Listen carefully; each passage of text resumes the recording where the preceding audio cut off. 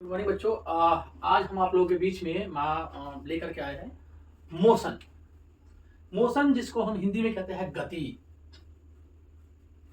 बहुत ही important chapter है आपके जेई और नीट के लिए। अगर आप जेई और नीट की तैयारी कर रहे हैं और आपको फिजिक्स में अपना स्ट्रॉन्ग करना है, हम सब ना फिजिक्स को बहुत ज्यादा कहते हैं बहुत हार्ड है हार्ड है हार्ड है, ऐसा कुछ भी खास नहीं है इसमें।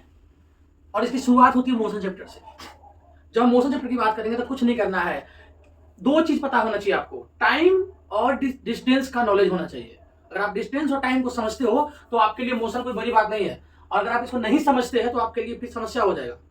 तो अब स्टार्टिंग से 9th क्लास के बेस से लेके चलेंगे और वहीं से हम देखेंगे कि आप कैसे इसको आगे बढ़ा सकते हैं अगर आप काम करेंगे इस पे। तो कोई भी बॉडी दो ही पोजीशन में हो सकता है, या तो वो रेस्ट होगा और या तो वो मोशन में होगा। अब आपको फाइंड आउट करना है कि बॉडी हमारा रेस्ट में है कि मोशन में है। तो अगर कोई बॉडी हमारा रेस्ट में है तो उस टाइम पे दो ही चीज उसके साथ काम करता है कि वो अपना पोजीशन पे चेंज नहीं करेगा। तो जैसे अगर मैं यहां खड़ा हूं, अगर मैं रेस्ट में हूं तो मैं यहीं पे रहूंगा, मैं इससे आगे या इससे पीछे नहीं जाऊंगा। मतलब कि मेरा डिस्टेंस जो है, पाथ लेंथ मतलब जो हमारा दूरी है, रास्ता है, उसमें कोई भी परिवर्तन नहीं होगा। तो हम कहेंगे बॉडी हमारा जो है वो मोशन में है, स्टैचू बन के सीधा खड़े हो गए, कोई मूवमेंट नहीं है बॉडी में, कोई भी ट्रेवल नहीं किया उसने, कोई डिस्टेंस ट्रेवल नहीं हुआ, तो कहेंगे बॉडी हमारा रेस्ट में है। और अगर बॉडी हमारा टाइम के साथ उसके पोजीशन में चेंज हो जाता है, अभी यहां है और यहां आ गया, तो टाइम के साथ अगर उसके पोजीशन में चेंज हो जाएगा, ऑब्जेक्ट यहां है और अगले मिनट में या अगले सेकंड में ऑब्जेक्ट यहां पहुंच जाता है, या चला सुर सुर सुर सुर सुर सुर सुर सुर यहां तक पहुंच गया, या गाड़ी लिया, बस लिया, ट्रक लिया, अब यहां पर है, हाँ मैं रामू कहाँ हो, तो भैया हम चौक पर है, रामपुर चौक पर है, आ रहे हैं 1 घंटा में पहुंच रहे हैं, लोग कहते हैं ना आ रहे हैं 1 घंटा में, आधा घंटा में, अब वहां प्रकट हो जाते हैं। तो क्या हुआ, बॉडी मोशन में था, जगह चेंज किया तो पहुंचा वो दूसरी जगह। मतलब कि अगर बॉडी मोशन में है तो वो अपना पोजीशन को चेंज करेगा, और बॉडी अगर मोशन में नहीं है तो वो जहां है जैसे है सात्वत कांस्टेंट एकदम रेस्ट पे ही रहेगा, वहां से हिले उलेगा नहीं। तो अब आपको देखना है, ये बात क्लियर होगा कि बॉडी रेस्ट में है कि मोशन में है। सबसे इंपॉर्टेंट बात है कि बॉडी को रेस्ट में जानना है और मोशन में जानना है। अब बात आता है कि ये जो मोशन है इसके टाइप्स कितने हो सकते हैं। तो क्या क्या है, रोड पे चलती हुई गाड़ियां, ट्रेन, बस, हवाई जहाज, हम आप, घर का पंखा, घड़ी की सुई से लेकर के पशु पक्षी जानवर सब मोशन में है, और उन सब को हम अलग अलग तरीके से फाइंड आउट कर सकते हैं। तो सबसे पहले तरीके जो हम फाइंड आउट करेंगे मोशन के लिए, तो हम कहेंगे कि बॉडी यूनिफॉर्म मोशन। यूनिफॉर्म को हम हिंदी में कहते हैं एक समान चाल, इसको हम कहते हैं एक समान चाल।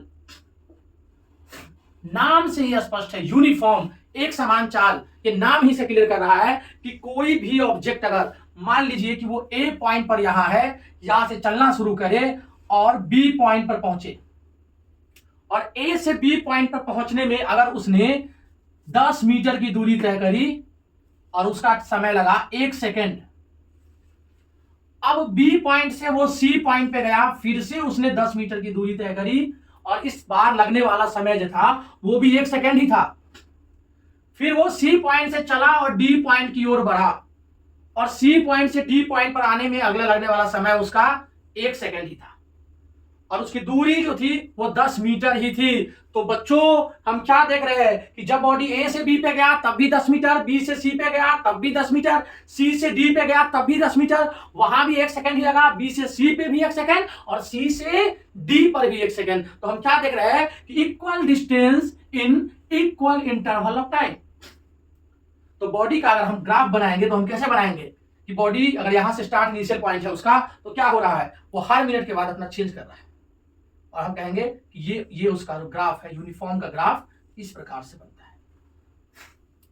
और कहेंगे कि बॉडी हमारा अगर वो इस ग्राफ को फॉलो कर रहा है तो बॉडी हमारा यूनिफॉर्म मोशन को फॉलो कर रहा है। ये किस मोशन फॉलो कर रहा है, यूनिफॉर्म मोशन को फॉलो कर रहा है। और हम कहेंगे कि जो ऑब्जेक्ट है वो यूनिफॉर्म मोशन को फॉलो कर रहा है, मतलब यूनिफॉर्मली फ्लो कर रहा है। वो वेलोसिटी भी हो सकता है, वो स्पीड भी हो सकता है। तो आप समझ गए कि equal distance a body travel equal distance in equal interval of time, तो उसको हम कहेंगे कि यूनिफॉर्म मोशन को फॉलो कर रहा है। और जब बात आएगी नॉन यूनिफॉर्म की, तो हम कहेंगे unequal distance in equal interval of time. मतलब कि यहां से यहां 10 मीटर था तो यहां से यहां जाने में लगा उसको, वो यहां से यहां की दूरी 20 मीटर था और वहां पे जो उसका अनइक्वल डिस्टेंस हो गया और टाइम उसका इक्वल इंटरवल टाइम लगा है। और यहां पर पहुंचा तो 5 मीटर चला लेकिन 1 सेकेंड में चला। तो हम क्या देख रहे हैं, यहां पर इसका 10 मीटर पर सेकेंड था, यहां पर जो इसका स्पीड था वो क्या हो गया 20 मीटर पर सेकेंड हो गया, और यहां पर 5 मीटर पर सेकेंड होता, कभी बढ़ा और फिर घटा। तो हम कहेंगे मोशन जो है कॉन्स्टेंटली मूव नहीं कर रहा है, मोशन यूनिफॉर्मली मूव नहीं कर रहा है, मोशन जो है हमारा नॉन यूनिफॉर्म मूव कर रहा है, और वो जो ऑब्जेक्ट है हमारा वो नॉन यूनिफॉर्म मोशन को फॉलो करेगा। तो हम कहेंगे ऑब्जेक्ट हमारा नॉन यूनिफॉर्म मोशन को फॉलो कर रहा है।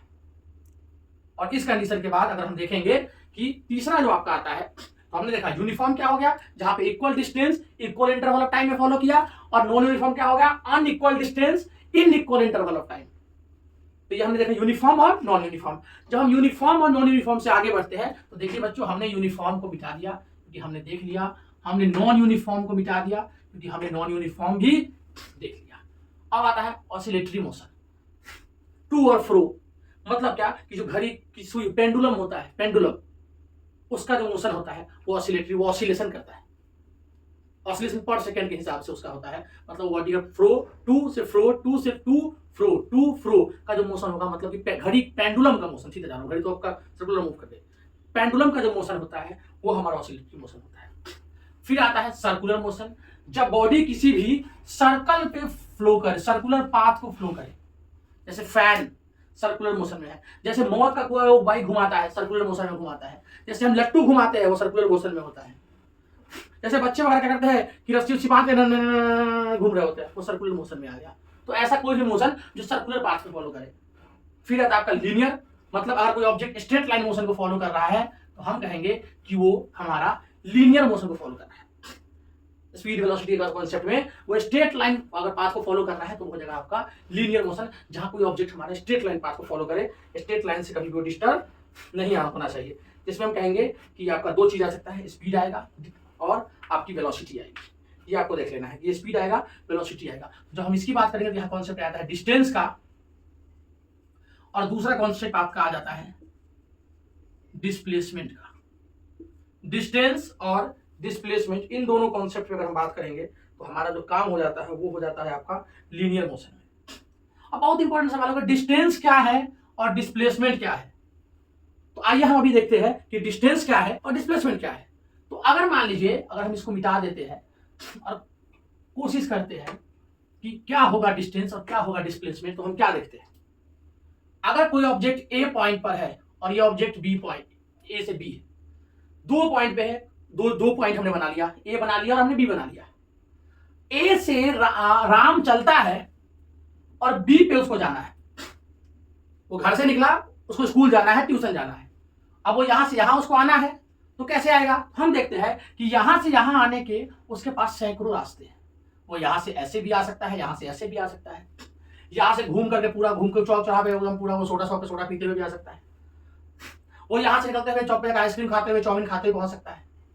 तो हम यहाँ क्या देख रहे हैं कि ए से बी पर जाने के उसके पास अनेकों रास्ते हैं, और एक रास्ता ये भी है जो बीच भी सबसे शॉर्टकट रास्ता है, तो अब वो यहां से यहां भी जा सकता है। तो बस यही डिफरेंस आपने समझ लिया तो आपने पूरा चैप्टर समझ लिया कि राम को ए से बी पर पहुंचने के न जाने कितने रास्ते हैं, जिन सभी रास्तों में वो पाथ डिस्टेंस को कवर करेगा, पाथ लेंथ को कवर करेगा और अपने मुकाम तक, अपने मंजिल तक वो पहुंच जाएगा। लेकिन क्यों, क्योंकि हम देखते हैं 1 2 3 4 5 रास्ते हैं उसको ए से बी पर जाने के, लेकिन तो ये पांचों रास्ता जो हो गया वो हो गया उसका डिस्टेंस। लेकिन ए से बी पर जाने के लिए सबसे छोटा रास्ता जो होगा वो हो जाएगा उसका डिस्प्लेसमेंट। तो हम कह सकते हैं कि पाथ लेंथ जो होता है कोई भी ऑब्जेक्ट का, वो इनिशियल पॉइंट से फाइनल पॉइंट के बीच का वो हो जाता है डिस्टेंस, और जो उसका शॉर्टेस्ट डिस्टेंस होता है इनिशियल टू फाइनल को, तो वो कहेंगे उसको कि वो हो गया डिस्प्लेसमेंट। तो जाने का तो अनेकों रास्ता है, कहीं से भी जा सकता है, लेकिन सबसे छोटा जो रास्ता कवर करेगा वो उसका हो जाएगा डिस्प्लेसमेंट, और सबसे बड़ा रास्ता हो जाएगा उसका जो बहुत बाकी सारे रास्ते जो है वो हो गया उसका डिस्टेंस। तो डिस्टेंस डिस्प्लेसमेंट हो सकता है लेकिन डिस्प्लेसमेंट डिस्टेंस नहीं हो सकता है, ये भी तो टाइप डिस्टेंस ही है। लेकिन सब तो छोटे रास्ते नहीं है। डिस्प्लेसमेंट कहता है ना भैया सबसे छोटा रास्ता बताओ, जब हम कहीं जा रहे हो तो भैया सबसे छोटा रास्ता शॉर्टकट जिससे हम कम समय पहुंच जाए। तो कम समय पहुंचाने का जो कॉन्सेप्ट लेता है वो लेता है डिस्प्लेसमेंट, और बाकी सारे जाने के जो रास्ते हैं वो है डिस्टेंस। तो आप अगर किसी को ढूंढने निकलते हैं तो आप क्या ढूंढते हैं कि कोई आदमी जो है किस रास्ते से जा सकता है, तो सबसे छोटे रास्ते उसको ढूंढने निकलते हैं, यही घर की जाने का इसका रास्ता है।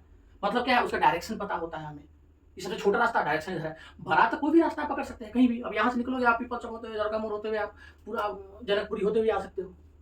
घर जाना है आपको, यहाँ से अपने घर की ओर जाना है तो कहीं भी जा सकते हो घूम फिर करके। लेकिन अगर मुझे आपको पता है कि आपका घर कहाँ है तो उसको जाने का तो यही रास्ता है ना, सीधी से उतरो, गाय निकलो पहुंचो घर। सबसे छोटा रास्ता हो गया वो, तो हम कहेंगे वो होगा डिस्प्लेसमेंट। तो जब भी आपसे कोई पूछेगा डिस्टेंस डिस्प्लेसमेंट क्या डिफरेंस है, तो शॉर्टेज डिस्टेंस हो जाता है डिस्प्लेसमेंट, और बाकी सारे रास्ते जो पाथ है एक पॉइंट से दूसरे पॉइंट तक के जाने के लिए वो हो जाता है डिस्टेंस। अब ध्यान रखिएगा, डिस्टेंस कभी भी आपका जीरो नहीं हो सकता है, ना ही निगेटिव हो सकता है, वो ऑलवेज पॉजिटिव रहेगा। कैसे, आइए देखते हैं। यहां से यहां तक वो गया तो कुछ ना कुछ रास्ता तय किया, इधर से गया तो भी कुछ दूरी पे गया होगा, इधर से गया तो भी कुछ दूरी पे गया होगा। तो हम इसमें एक दूसरे फिगर में देखते हैं कि मान लीजिए कि कोई भी ऑब्जेक्ट है हमारा जो एक जगह से चलना शुरू करता है और बी पॉइंट पे पहुंच रहा है, तो यहां से यहां गया तो दूरी तो तय किया है, तो ए से बी गया तो भी दूरी हो गया ए बी, और बी से ए आया तो भी दूरी हो गया बी ए। तो ओवरऑल का ऐड हो जाएगा इसका ए बी प्लस बी ए, मतलब ए से बी गया तो 3 मीटर, बी से ए आया तो भी 3 मीटर, तो कहेंगे ओवरऑल कितना हो गया 3 + 3 = 6 मीटर। ये ऑलवेज पॉजिटिव रहेगा। लेकिन डिस्प्लेसमेंट ऐसा नहीं होता है, अगर वह ए से बी पे गया और अगर बी से वापस ए पे आ जाता है तो हमारा जो डिस्प्लेसमेंट हो जाता है वो हो जाता है 0, क्योंकि डिस्प्लेसमेंट आपका जब आप किसी एक पॉइंट से चलना शुरू करो और वापस उसी पॉइंट पे आपकी तरफ रुक जाते हैं तो आपका डिस्प्लेसमेंट होता है 0 0। अब ए से चलना शुरू किया, बी पे पहुंचे, बी पे चले और वापस ए को क्रॉस करते हुए पीछे सी पर आ गए, तो आप रेखा हॉरिजॉन्टल लाइन के पीछे आ गए ना स्ट्रेट लाइन मोशन में। अब आप सबको पता है कि अगर ये पॉइंट है और इसके पीछे का एरिया हमेशा माइनस होता है, तो हम कहेंगे कि डिस्प्लेसमेंट हमारा नेगेटिव भी होता है, 0 भी होता है, और हमारा पॉजिटिव तो होता ही है। लेकिन हमारा जो डिस्टेंस है वो ऑलवेज पॉजिटिव होगा। तो पाथ लेंथ तो कहेंगे distance, shortest distance to displacement, distance always positive but displacement positive, negative और 0। अब डिस्टेंस का कोई डायरेक्शन नहीं होता है, आप कहीं भी किधर से भी जा सकते हैं, जबकि डिस्प्लेसमेंट का डायरेक्शन होता है। तो जो डिस्प्लेसमेंट है उसके पास क्या है, डायरेक्शन है, और डिस्टेंस के पास नो डायरेक्शन। आप ए से बी पे जाने के लिए कोई भी रास्ता चुन सकते हैं, तो गूगल आपको नेविगेशन का एरो नहीं रहेगा वहां पे। और हम सब जानते हैं जिसके पास डायरेक्शन होता है जीवन में वो हमेशा वेक्टर कहलाता है, और ये जिसके पास डायरेक्शन नहीं होता है, सबके पास होता है मैग्नीट्यूड एंड डायरेक्शन। तो जिसके पास डायरेक्शन होता है वो हो जाएगा वेक्टर, और जिसके पास डायरेक्शन नहीं होता है वो होता है स्केलर। ये डिफरेंस हुआ आपका डिस्टेंस और डिस्प्लेसमेंट में। अब अगर आपको स्पीड निकालना है, स्पीड, तो स्पीड का फॉर्मूला होता है डिस्टेंस अपॉन में टाइम। अगर कोई बॉडी ए से बी तक जाए तो जाने में लगा उसका पूरा टोटल जो उसका डिस्टेंस है उसको टाइम से डिवाइड कर देंगे तो हमको यहां पे स्पीड मिल जाएगा। और वेलोसिटी का फॉर्मूला होता है डिस्प्लेसमेंट अपॉन में टाइम, मतलब शॉर्टेज डिस्टेंस अपॉन में टाइम जो हो गया वो किसी बॉडी की हो जाती है वेलोसिटी। याद रखेंगे स्पीड जो है depends upon the distance and velocity is depends upon the displacement, that's why speed is a scalar quantity. जैसा बाप वैसा बेटा, and velocity is vector quantity. हम कहेंगे बच्चों कि ये वेक्टर हो गया क्योंकि ये किससे बना हुआ है, ये डिस्प्लेसमेंट से बना हुआ है, और ये किससे बना हुआ है, ये डिस्टेंस से बना होता है। फिर आता है एक्सेलरेशन ए। अब ये क्या होगा, पहले बता दो, ये तो वेक्टर होगा। कैसे होगा, क्योंकि हम सब जानते हैं कि change in velocity with respect to time, change in velocity with respect to time. अब कैसे चेंज इन वेलोसिटी, तो कोई भी ऑब्जेक्ट अगर मान लो गाड़ी है 10 किलोमीटर पर घंटे की रफ्तार से चल रही है और 5 सेकंड के बाद वो 20 किलोमीटर पर घंटे की रफ्तार को अपना लेती है, तो वेलोसिटी चेंज हो गया ना उसका। इनिशियल जो वेलोसिटी था उसका वो 10 किलोमीटर पर घंटा था, और अब वो 20 किलोमीटर पर घंटा पर है। कितने सेकंड में? तो 10 सेकंड में है। तो हम कहेंगे कि वेलोसिटी इसका चेंज हुआ है, मतलब हमको ए निकालना है तो हम कहेंगे चेंज इन वेलोसिटी। तो सीधी बात, final velocity minus initial velocity with respect to time. तो अगर हम यहां पर फाइनल वेलोसिटी को v ले ले और इनिशियल वेलोसिटी को u ले ले और टाइम को t ले ले, तो एक इक्वेशन आता है a equal to v minus u upon में t, जहां पे अगर हम ये डिवाइड को उस साइड भेजेंगे तो हो जाएगा at equal to v minus u. तो हम कह सकते हैं कि हमारे पास जो v को अगर हम कांस्टेंट यहीं पे छोड़ देते हैं और u को उधर भेजते हैं तो हो जाएगा v बराबर u प्लस at, जो हमारा वेलोसिटी का फॉर्मूला आ गया। इक्वेशन ऑफ वेलोसिटी जिसकी 3 फॉर्मूला है, पहला हमने यहाँ पे निकाल दिया v equal to u plus at, जबकि जो हमारा दूसरा फॉर्मूला है वो है s equal to ut plus 1/2 at square, और उसके बाद फॉर्मूला है v square minus u square equal to 2as। Next video में हम इन दोनों फॉर्मूला पर डिस्कस करेंगे और आपको आगे मोशन जो है आपको पढ़ाएंगे। अभी के लिए धन्यवाद। जय हिंद, जय भारत।